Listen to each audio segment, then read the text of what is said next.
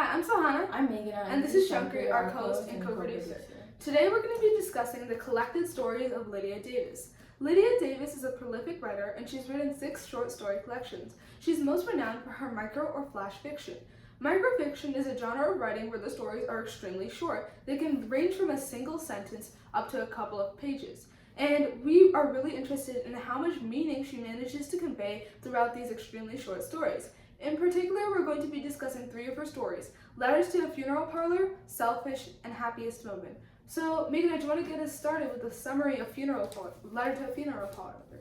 Sure. So, Letter to a Funeral Parlor is about, like the title says, Letter to a Funeral Parlor. It's written in the form of a letter where the speaker is expressing their concerns with a grievance with the funeral parlor in particular. The speaker's father has just passed away. So, the letter starts off with, the speaker kind of expressing their concern, which is that the fact that the representative that they sent from the funeral parlor, instead of using the word ashes to talk about the speaker's father's remains, they used the word cremains, which really rubbed the speaker the wrong way. At first, the representative was super kind and respectful, and they continue to be throughout the entire consultation. However, the use of the word cremains kind of tipped the writer of this letter off, since it reminded them of the words of like porta potty or pooper scooper. In the author's own words, the speaker's own words, it's kind of like cremain sounds like something invented as a milk substitute in coffee, like cremora or coffee mate, or it sounds like some kind of a chipped beef dish. Like, it sounds too casual and silly and fun to kind of be associated with something as heavy as death. And we kind of see where this anger stems from, because the speaker mentions that their father was a professor in English, and specifically states, what if the father would have pointed out to you that the alliteration in porta potty and the rhyme in pooper scooper, then he would have told you that cremains falls into the same category as brunch and is known as a portmanteau word. So it's kind of like association, like brunch, porta potty, pooper scooper, very light, fun words, versus the word cremains, which is kind of used to describe a very heavy topic. And the speaker closes out by saying that the representative just could have used the word ashes or something similar to that instead, because that would have still got the message across. Because at the end of the day, the speaker would not have misunderstood. We would know that these ashes are not like the ashes in a fireplace. Yours sincerely. So that is essentially the story. So Sahana, do you want to take it away? Yeah, no, I think you summarized a bunch of the important points of the story, and there's a little more meaning behind this, right? Because I think you mentioned earlier, but the word cremains is a word used in official capacity, right? Yeah, so basically, if you actually look up, I think, what is the National Cremation Society, or like the organization that backs up cremation in general, the official word that they use is actually cremains. So it is a word used in an official capacity, right? It's an important thing. And just because the person who is in charge of the cremation, he was talking about to the victim's family like that, it doesn't mean that he was treating it lightly. That was just the word that he uses in his profession. But somehow this word has managed to be the tipping point for the author of the letter. The author of the letter mentions that he stayed up several nights in his grief and his worry along with all the rest of his family before his father died. He's in an extremely vulnerable emotional state, and it's from this vulnerable emotional state that this letter is written, right? He feels so strongly that the word cremains is a negative word used with excessive callousness and doesn't actually address the death of his father properly, but in reality it's just his own mind playing tricks on him, and it's his way of coping with grief, because he'd rather be angry at this cremation people than actually deal with his grief on a deeper, more personal level. Yeah, it's kind of like how when you're dealing with grief, obviously we have the 5 stages, right? But then a lot of it is like kind of like this repression where for a lot of people, not all, but a lot, that grief is kind of like held in. So it's not really expressed until there is a trigger or tipping point. And often that tipping point can be something that everyone else considers small. So here, like, even though maybe to the reader it might be like, this isn't such a big deal, like the word cremains, like it's not that big of a deal. It's not like a huge problem or anything. But to the author of this letter, it is in fact a huge problem. Even more so a problem given that his dad was an English professor and would have highly objected to using this word in his funeral. So the author the narrator of the story is kind of just like this is what sets the narrator off for like the avalanche of emotions that come with grief. This is how they are processing their grief, because to them the word cremains is disrespecting everything that their father stood for. And this is where we see one of the hallmarks of Davis's writing style, which is her ability to convey so much through so little.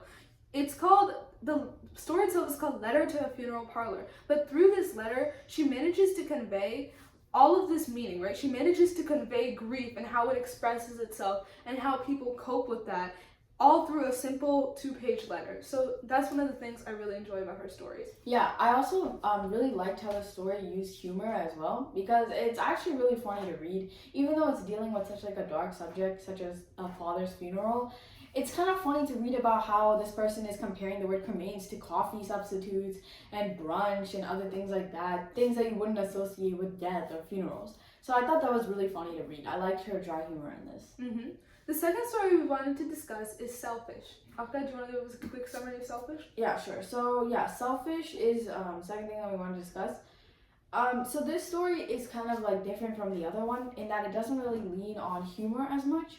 Instead, it tells a story of, so the narrator of the story is talking directly to the reader, saying that, you know, the useful thing about being like a selfish person is that when your children get hurt, you don't mind so much because you yourself are like all right. And so what the narrator is kind of doing is the narrator is saying that if you choose to be selfish, then to your children, then you have to go all the way. You can't just like half your selfishness and like kind of care about them and kind of not care about them.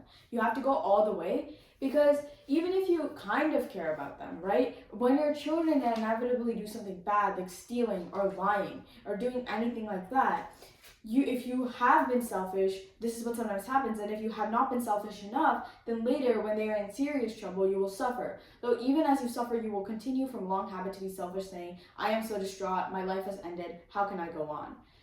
So if you're going to be selfish at all, you must be more selfish than that, so selfish that although you are sorry they're in trouble, basically you're glad that it isn't happening to you.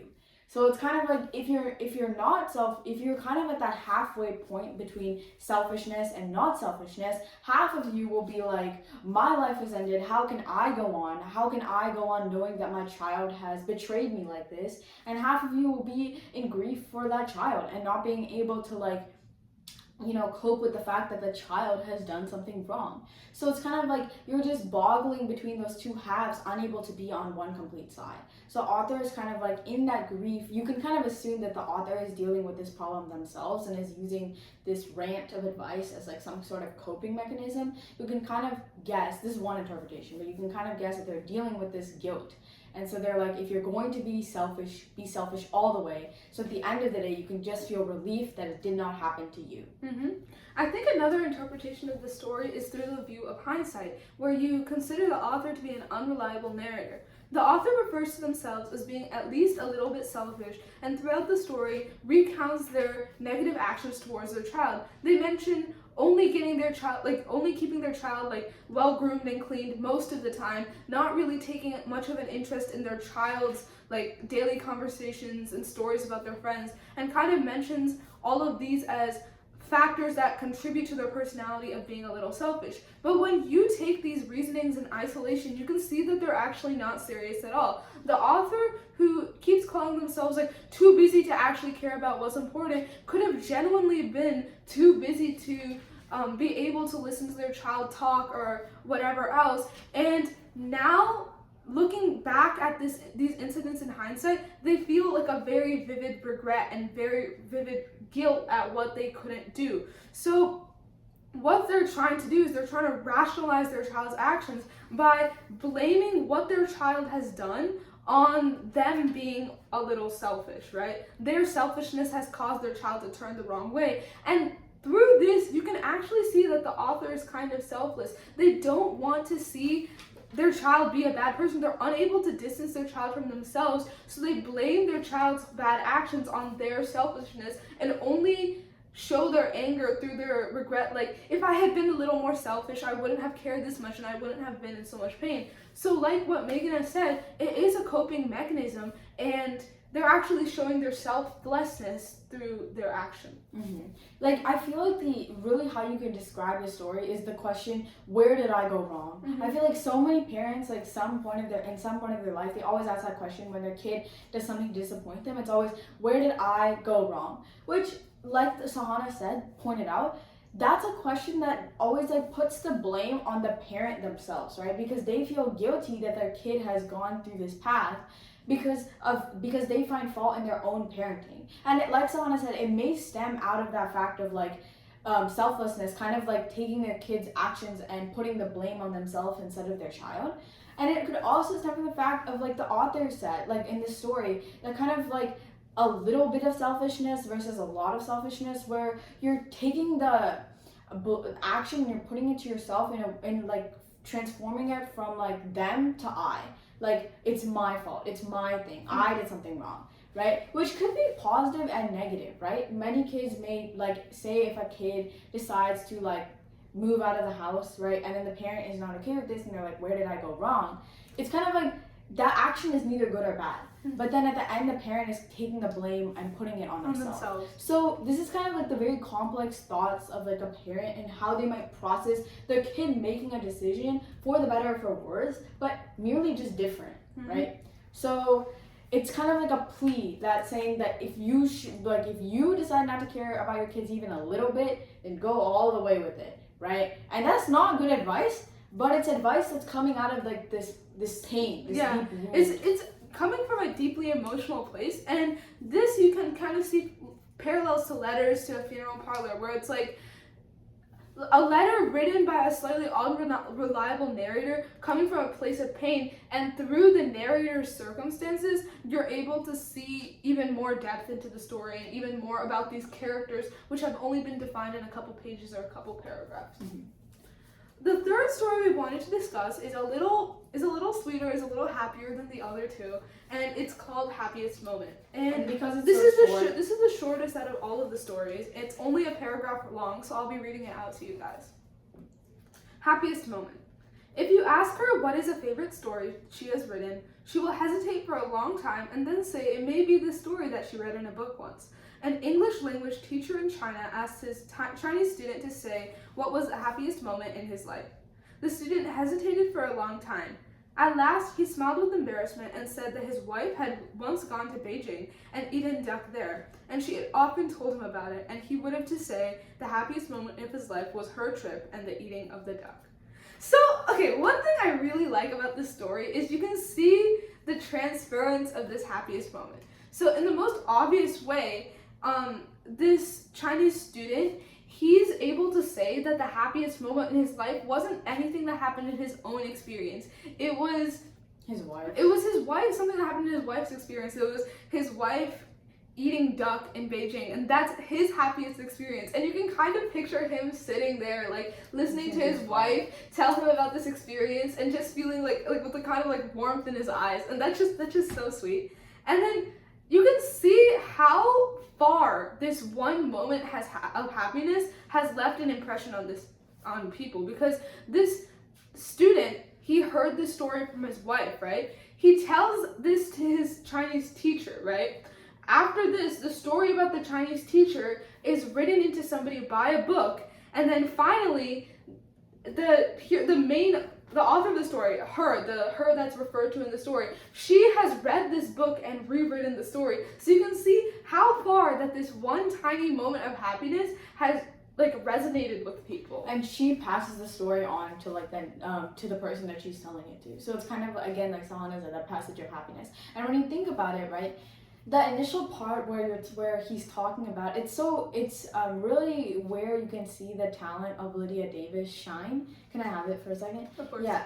So if we look at this, right, he smiled with embarrassment and said that his wife had once gone to Beijing and eaten duck there, and she often told him about it, right? That part, she often told him about it. Like, she was just taught, she would all, like, it's kind of like when your family member has a really funny story and they all, you guys know it by heart, but then when they tell it, they kind of get this like happiness in their face, so you kind of like let it pass and you let them tell the story for the bajillionth time, even though you all know it, because it's not their story anymore, it's yours altogether. Yeah. Right? So then it's like the telling of the story has become a story in and out of it. Yeah, and Eden ducked there, and she often told him about it, and he would have to say the happiest moment of his life was her trip and the eating of the duck, because like Sahana said, you can kind of imagine him in that room just staring at his wife as she tells a story. So it's not even like his like direct memory, it's a memory of like his wife just talking about it, like his beloved just talking about this beautiful experience that happened to her, and him just being like, wow, like my wife really likes this, and just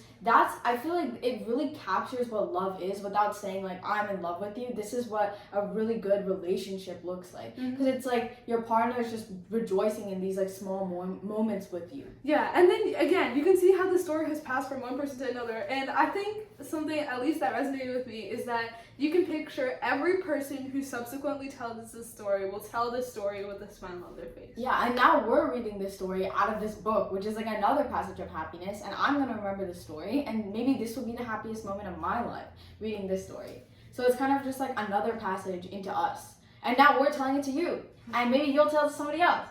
So it's just like the passage of happiness just continues and continues and continues. So it's kind of like saying that your happiest moment doesn't necessarily need to be your own. It can be somebody else's that they share with you, and it inherently becomes ours. Yeah.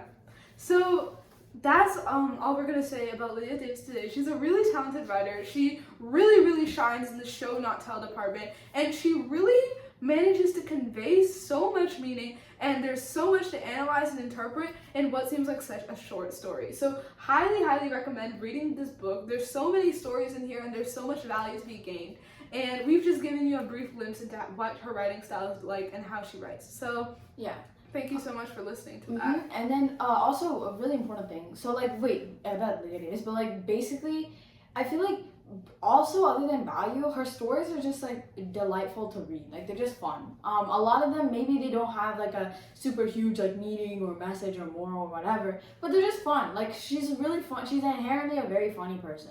So that we can see in like Letter to a Funeral Parlor that some of that humor kind of peeks through. And the other two stories we selected, maybe that humor side didn't really get across. But she uses that dry humor very well, and her other stories are interesting to read, because when you're given only a sentence, your brain is like left like itching for more, because we don't always read stories that are just one sentence long. So it like forces you to think about it and like create this experience or story for yourself. So it's kind of like a choose your own adventure, but like she's captured it with like all the brevity that she needs. Okay. So like yeah, that is the beauty of Lydia Davis. So you guys should check that out. Other than that, one announcement we want to make in this video is that this channel will be on a hiatus for around 2 to 3 months, mostly because we will be out of the country and traveling, and then also I will be joining college in the fall, so yay. But rest assured this channel will 100% continue. We will just be taking a short break to settle in, and until then, we hope you guys read all of our recommended books and stories and enjoy. Keep reading and have a great day. Great summer. Yeah, wherever you guys are, have a great day. Have a great life, and keep reading. Preferably Lydia Davis, but keep reading. Yeah. All right. See you next time. Bye.